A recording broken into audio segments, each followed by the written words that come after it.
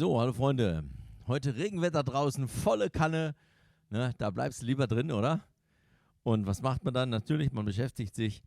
Heute stelle ich euch das Set mal vor, ohne Dämmung. Also, außer in der Bassdrum ist so eine kleine Rolle drin. Aber Snare Drum nicht gedämpft, Toms nicht gedämmt, Standtoms nicht gedämmt. Auch die Side Snare hier, die tiefe Stimmung nicht gedämmt. Einfach mal ganz furztrocken oder auch nicht in die Anlage rein. Hört mal.